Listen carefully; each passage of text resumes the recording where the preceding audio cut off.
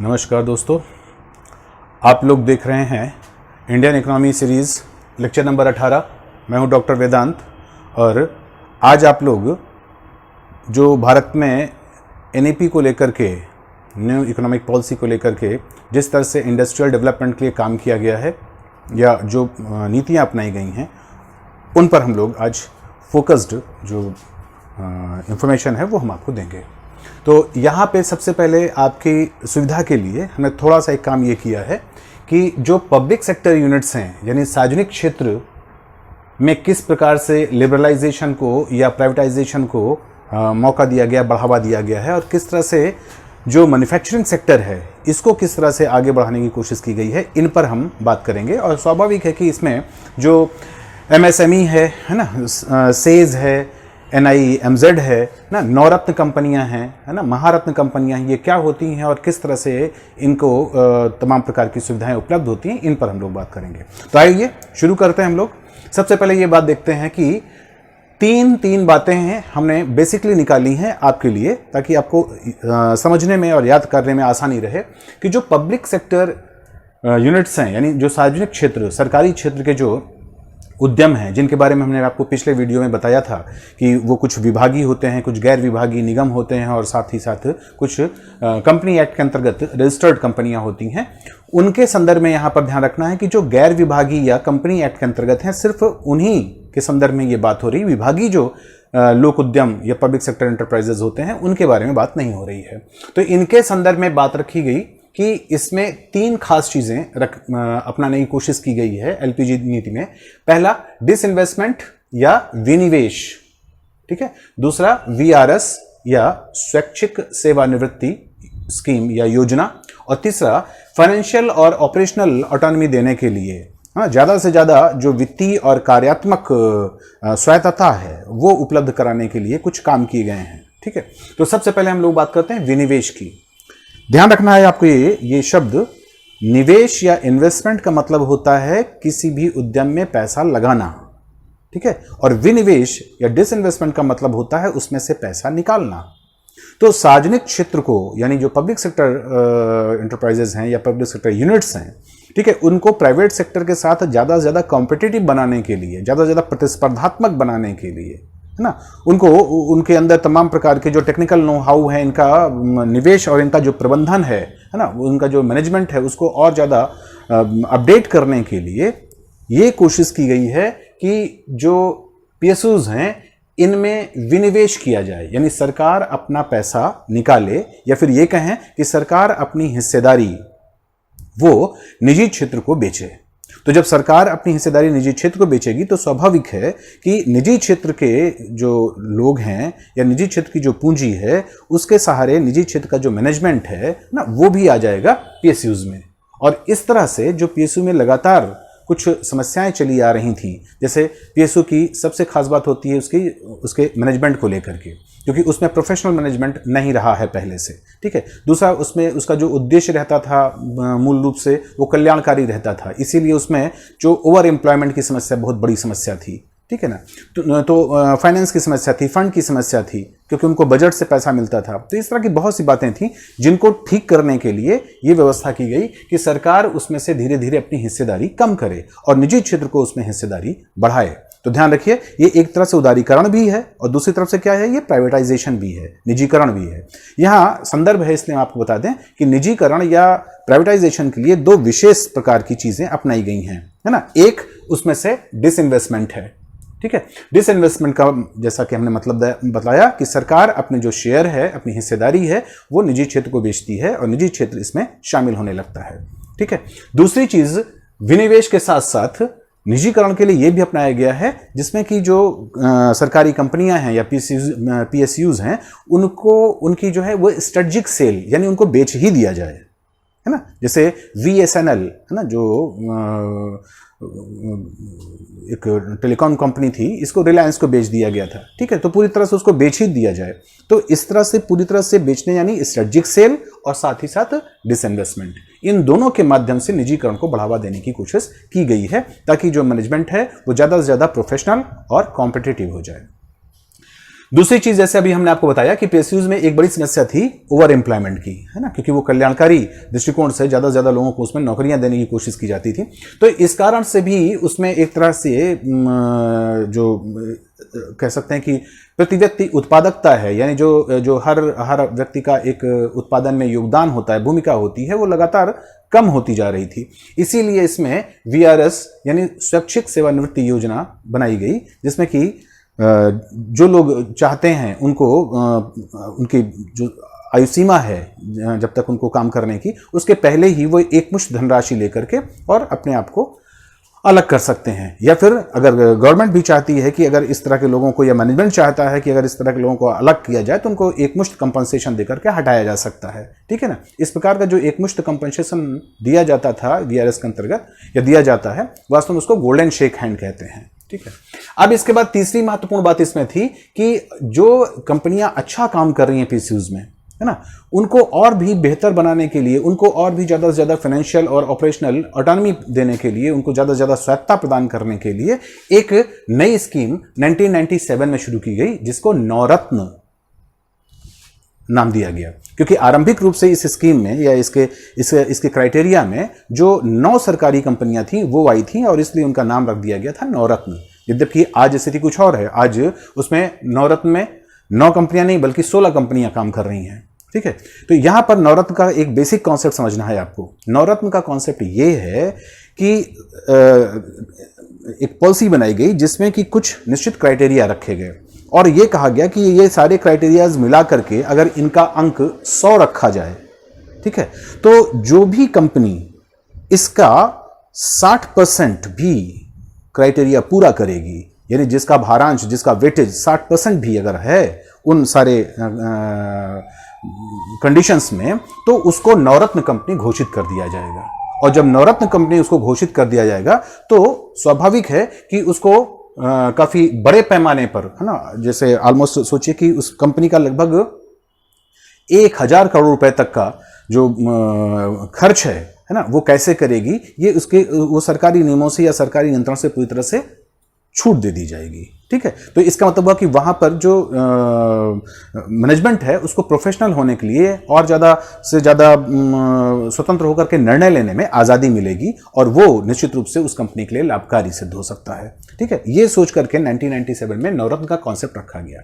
अब यहां पर ध्यान रखना है आपको कि क्या क्राइटेरियाज बनाए गए। जैसे हमने कहा आपको कि जितने भी क्राइटेरियाज बनाए गए उनको 100 अंक दिया गया, और उसमें से लगभग 60% जिसने स्कोर किया, जिन कंपनियों ने, उस तरह की 9 कंपनियों को नवरत्न बनाया गया था 1997 में। तो वो क्या क्या चीजें थी, ये बहुत महत्वपूर्ण है।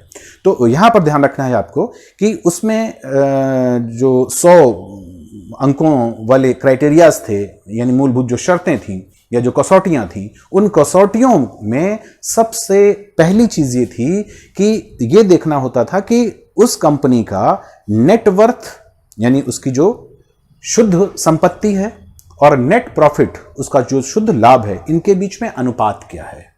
ठीक है। इसी तरह से जो उस कंपनी में अपने प्रोडक्ट के लिए कुल उत्पादन लागत आती है, और कुल उसमें जो श्रमिक हैं, है ना, या जो उसमें श्रम लागत आती है, लेबर कॉस्ट और टोटल कॉस्ट ऑफ प्रोडक्शन, इनके बीच में अनुपात क्या है। ठीक है। इसी तरह से यह देखने की कोशिश की जा रही थी कि उस कंपनी की कुल जो पूंजी की मात्रा है, कुल जो विक्रय की मात्रा है, उसमें ब्याज का, डिप्रिसिएशन यानी ह्रास का, घिसावट का, है ना, और साथ ही साथ बिना टैक्स अदा किए हुए जो उसका लाभ बनता है, उसके बीच का अनुपात क्या है। इस तरह के क्राइटेरियाज के साथ साथ यह भी रखा गया कि उस कंपनी का प्रति शेयर अर्जन कितना है, प्रति शेयर उसे जो लाभ मिल रहा है वो उसकी कीमत क्या बन रही है, यह भी क्राइटेरिया में रखा गया। तो ये सब क्राइटेरियाज हमने यहां पर बहुत ही संक्षेप में बताए हैं। नेटवर्थ और नेट प्रॉफिट के बीच में अनुपात, कॉस्ट ऑफ प्रोडक्शन और लेबर कॉस्ट के बीच में अनुपात, पूंजी की मात्रा और विक्रय की मात्रा के साथ अनुपात किसका, डिप्रिसिएशन यानी ह्रास, इंटरेस्ट तथा टैक्स अदा करने के पहले जो टोटल लाभ यानी ग्रॉस प्रॉफिट। ध्यान है ना, जब आपको टैक्स हम अदा कर देते हैं तो फिर जो बचता है वो क्या होता है, नेट प्रॉफिट। यहां पर ग्रॉस प्रॉफिट की बात हो रही है कि ग्रॉस प्रॉफिट, इंटरेस्ट और डिप्रिसिएशन, है ना, इन तीनों को मिलाकर के उस कंपनी की पूंजी या उसकी विक्रय जो उसकी टोटल सेल आई है उसके बीच का अनुपात क्या है। ये अनुपात निकालने के बाद अगर उसको 60% मार्क्स मिलते हैं तो उस कंपनी को क्या घोषित किया गया, नवरत्न।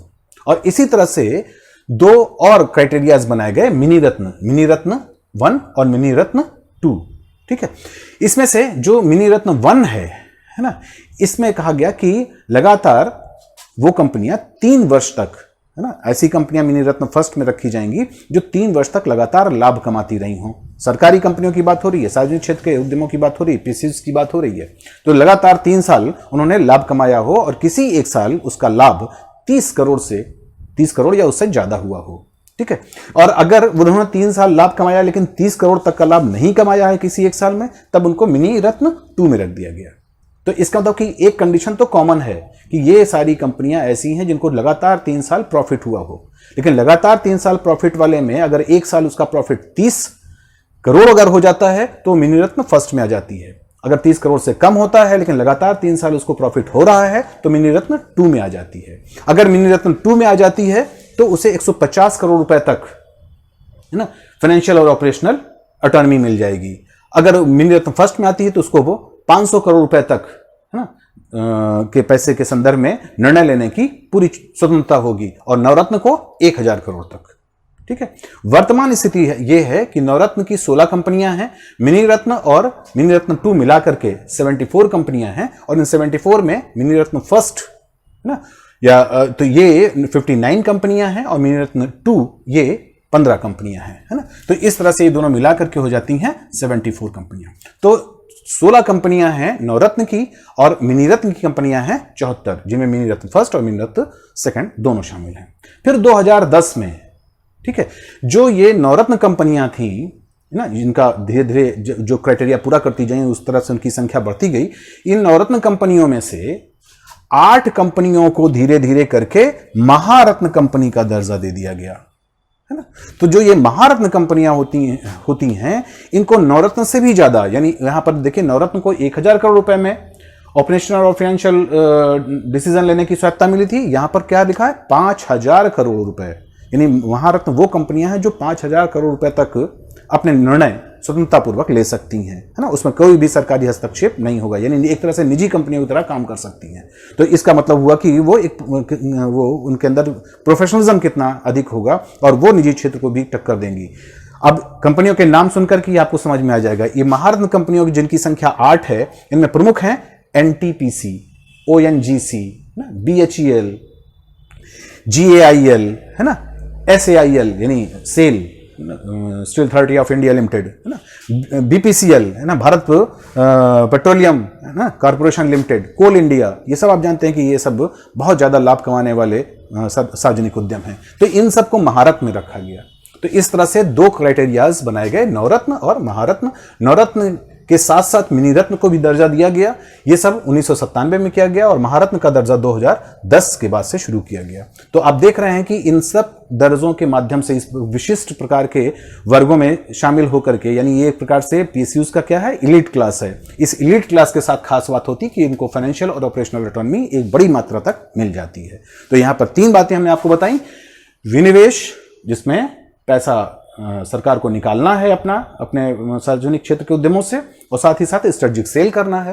वीआरएस यानी वॉलंटरी रिटायरमेंट स्कीम, है ना, जिसके लिए गोल्डन शेक हैंड या एक मुश्त मुआवजा देकर के लोगों की छटनी करनी है, और नवरत्न और महारत्न के माध्यम से तमाम प्रकार की जो ऑटोनॉमी है ये उपलब्ध कराना है। इसके माध्यम से पीएसयू को निजी क्षेत्र के बीच में एक कॉम्पिटिटिव माहौल देने की कोशिश की गई। ये लिबरलाइजेशन और प्राइवेटाइजेशन के लिए एक बहुत बड़ा कदम था। ठीक है, ये आप कह सकते हैं ये प्रोसेस है जो अभी भी जारी है।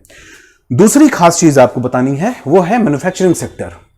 याद रखना है आपको कि मैन्युफैक्चरिंग सेक्टर एक ऐसा सेक्टर होता है जो आम जनता के बहुत करीब होता है। ये रोजगार के दृष्टिकोण से, निर्यात के दृष्टिकोण से, है ना, लोगों की लोकल लेवल पर पहुंच के दृष्टिकोण से ये बहुत इंपॉर्टेंट है। ठीक है, यही कारण है कि अभी कोरोना काल के दौरान जब प्रधानमंत्री मोदी ने ना 12 मई को देश को संबोधित करते हुए लगभग 20 लाख करोड़ रुपए का एक पैकेज प्रोग्राम घोषित किया था, तो उसमें उन्होंने ये इस चीज का बहुत महत्व दिया ना मैन्युफैक्चरिंग सेक्टर को। और इसीलिए उन्होंने एक बात ये भी कही थी कि किस तरह से जो लोकल है उसके साथ हम वोकल होकर के अल्टीमेटली उसको ग्लोबल दर्जा दिला सकते हैं, क्योंकि ग्लोबल कंपनियां या मल्टीनेशनल कंपनियां भी कभी लोकल लेवल पर ही शुरू हुई होंगी। ठीक है, तो स्वाभाविक है कि ये बहुत इंपॉर्टेंट सेक्टर है और इसकी जो महत्ता है वो कोई आज से नहीं समझी गई है। ये जो शुरुआत से औद्योगिक नीति बनी है ना, वहां से शुरू की गई थी। उसे लघु और कुटीर उद्योग के रूप में महालनोबिस मॉडल में मान्यता मिली थी। ठीक है, लेकिन अब इसको एक बहुत व्यवस्थित और ऑर्गेनाइज्ड वे में रखा गया है और इसके लिए रखा गया है MSME एक्ट 2006। ठीक है, तो 2006 में एक अधिनियम बना करके, है ना, जो micro small and medium, MSME का मतलब क्या हो गया, micro small medium enterprises act 2006। ठीक है, इसके अंदर समय समय पर जो माइक्रो इंडस्ट्रीज होती हैं, स्मॉल या फिर मीडियम इंडस्ट्रीज होती हैं, है ना, इनके अलग अलग परिभाषाएं दी गई और सामान्यतः ये परिभाषाओं में दो चीजें हुआ करती थी। एक तो मैन्युफैक्चरिंग सेक्टर और सर्विस सेक्टर को अलग अलग बांटा जाता था और दूसरी तरफ मैन्युफैक्चरिंग और सर्विस सेक्टर के लिए जो कौन सी कंपनी वो माइक्रो होगी, स्मॉल होगी या मीडियम होगी, इसके लिए उसमें लगाई गई पूंजी यानी इन्वेस्टमेंट को बेस माना, आधार माना जाता था। मूल क्राइटेरिया क्या था, इन्वेस्टमेंट। ठीक है, लेकिन 13 मई वो जो अभी हमने जिस राहत पैकेज की बात की 20 लाख करोड़ रुपए के प्रधानमंत्री के द्वारा, उसके आधार पर जब वित्त मंत्री ने 13 मई को इसका खुलासा किया या इसमें इसका जो पैकेज है वो उसकी किस्तें उन्होंने जारी की, तो उन्होंने पहली बार MSME को राहत देते हुए दो बड़ी चीजें की। पहली बात तो यह किया उन्होंने कि अब MSME के अंतर्गत माइक्रो, स्मॉल और मीडियम इंडस्ट्री का जो क्राइटेरिया है, उसकी जो कसौटी है, उस कसौटी को केवल निवेश नहीं बल्कि टर्नओवर को भी रखा ना। तो ये टर्नओवर कभी आधार नहीं होता था, सिर्फ निवेश को आधार माना जाता था। तो निवेश के साथ साथ उन्होंने टर्नओवर को भी आधार रखा। और दूसरी बात, जो मैन्युफैक्चरिंग सेक्टर और सर्विस सेक्टर के बीच में इनके अंतर चला रहा था कि कौन सी सेवा क्षेत्र की माइक्रो इंडस्ट्रीज हैं या स्मॉल इंडस्ट्रीज हैं, या कौन मैन्युफैक्चरिंग सेक्टर की स्मॉल इंडस्ट्रीज या मीडियम इंडस्ट्रीज हैं, इस प्रकार का जो अंतर होता था मैन्युफैक्चरिंग और सर्विस सेक्टर का, ये उन्होंने खत्म कर दिया। अब इन्होंने एक कॉमन, है ना, एक क्राइटेरिया बनाकर रखा कि कोई भी ऐसी कंपनी जिसमें 1 करोड़ रुपए तक का इन्वेस्टमेंट है या फिर उसका टर्नओवर, उसका कारोबार 5 करोड़ रुपए तक का है सालाना, तो उसे हम क्या कहेंगे, माइक्रो इंडस्ट्री कहेंगे। इसी तरह से अगर 1 करोड़ से लगा करके 10 करोड़ रुपए तक इन्वेस्टमेंट है या फिर 5 करोड़ से ऊपर और अल्टीमेटली 50 करोड़ रुपए तक का उसका टर्नओवर है, इनमें से कोई भी एक क्राइटेरिया पूरा करता है, तो वो क्या है, स्मॉल स्केल इंडस्ट्री है। इसी तरह से मीडियम इंडस्ट्री उससे बताया गया जिसमें इन्वेस्टमेंट की सीमा 10 करोड़ से लगा करके 20 करोड़ के बीच हो और उसका जो टर्नओवर है वो 50 करोड़ से लगा करके 100 करोड़ के बीच में हो। तो इस तरह से हम कह सकते हैं कि 1 करोड़ रुपए के इन्वेस्टमेंट से लगा करके और 100 करोड़ रुपए तक की टर्नओवर वाली सारी कंपनियां MSME में आएंगी। ये एक बड़ी चीज थी और साथ ही साथ इसमें जो अंतर था वो खत्म कर दिया गया। तो ये मई 2020 की घोषणा के आधार पर MSME का बिल्कुल अपडेट क्राइटेरिया है। ठीक है, यहां पर 2-3 चीजें और ध्यान रखनी है। इस पैकेज में एक काम और भी किया गया कि इसमें MSME के लिए, है ना, पहली चीज ये की गई कि जो नॉन बैंकिंग फाइनेंशियल इंस्टीट्यूशंस होते हैं, है ना, जो जिसको कह सकते हैं कि जो ऐसी कंपनियां हैं जो बैंक का तो काम नहीं करते लेकिन फाइनेंस का काम करती हैं, इस तरह की फाइनेंशियल कंपनियां में अगर उनकी बहुत अच्छी रेटिंग नहीं है तो भी लगभग 30,000 करोड़ रुपए तक, और ओवरऑल दूसरी और कहीं अगर कोई कहीं से फाइनेंस लेते हैं ये MSME वाले, तो ऐसी स्थिति में उनको 50,000 करोड़ रुपए तक का जो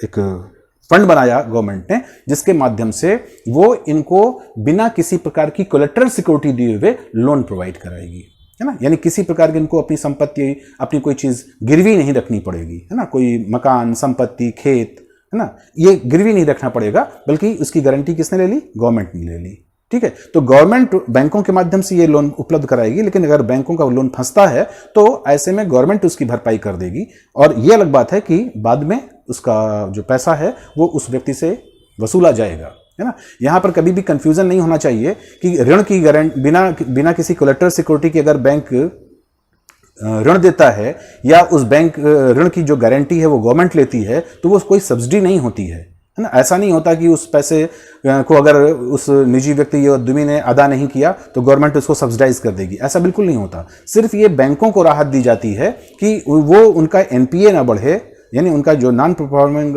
एसेट है वो ना बढ़े, बल्कि वो तुरंत गवर्नमेंट से वो पैसा प्राप्त कर लें और जो उनका क्लाइंट है यानी जो उद्यमी है उससे धीरे धीरे पैसा अपना वसूलते रहें और वो वसूल करके अल्टीमेटली गवर्नमेंट को दे दें, है ना। इसको कहा जाता है गवर्नमेंट सिक्योरिटी।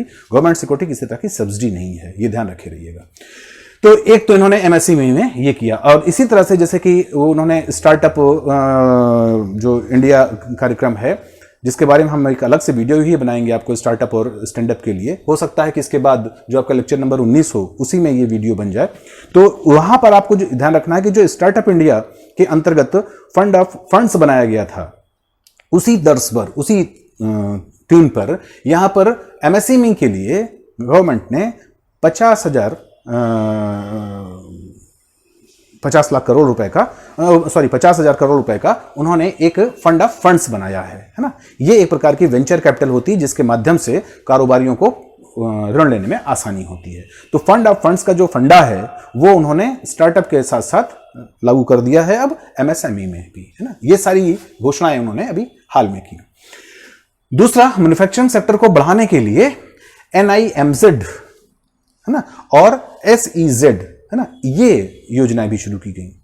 इनमें ध्यान रखना है आपको कि NIMZ का मतलब होता है नेशनल इन्वेस्टमेंट, है ना, मैन्युफैक्चरिंग जोन। ये 2011 से शुरू किए गए और 2011 से शुरू करने के बाद इसमें खास बात इसकी ये है कि जो वर्तमान में यानी 2011 के आसपास जो लगातार एक तरह से कह सकते हैं कि एमएसएमई का जो मैन्युफैक्चरिंग सेक्टर का योगदान इकोनॉमी में था ना, वो 15-16% के आसपास रहता था। इसको 2022 तक इस हिस्सेदारी को बढ़ा करके 25% करना है। यहां पे ध्यान रखिएगा आपको कि जो चाइना की इकोनॉमी का लोहा तो पूरी दुनिया मानती है, वो वास्तव में मैन्युफैक्चरिंग सेक्टर के कारण मानती है।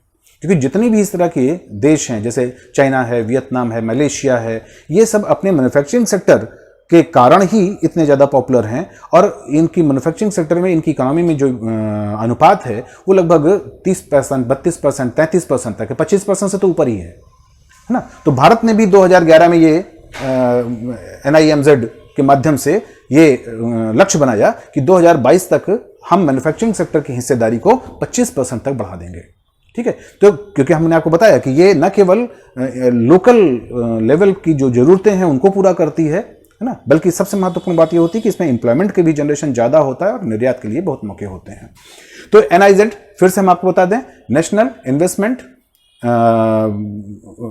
मैन्युफैक्चरिंग जोन, ये लाया गया 2011 में। और इसमें खास बात क्या रही कि इसमें 5,000 हेक्टेयर का एक डेडिकेटेड जोन बनाने की बात कही गई है या बनाया गया है, बनाया जा रहा है कि इसमें 5,000 स्क्वायर हेक्टेयर का क्षेत्रफल का जो एक इलाका है जो कि न तो खेती की जमीन हो, न जंगल की जमीन हो, गैर जंगल और गैर खेती वाली जो जमीन है वो 5,000 हेक्टेयर की जमीन को लेकर के एक हम कह सकते हैं कि एक इंडस्ट्रियल टाउनशिप बनाएंगे और उस इंडस्ट्रियल टाउनशिप में सारे जो इंफ्रास्ट्रक्चर हैं वो उपलब्ध कराएंगे मैन्युफैक्चरिंग के लिए या उद्योग लगाने के लिए। और वहां पर सिंगल विंडो क्लियरेंस रखेंगे, है ना, यानी एक ही जगह पर, है ना, जो इंडस्ट्री को लगाने के लिए जो उनको सहूलियतें चाहिए होती हैं, जिस प्रकार का रजिस्ट्रेशन या जिस प्रकार की फॉर्मेलिटीज करनी है वो सब एक ही जगह से हो जाए, वहीं के अंदर, उसी कैंपस के अंदर।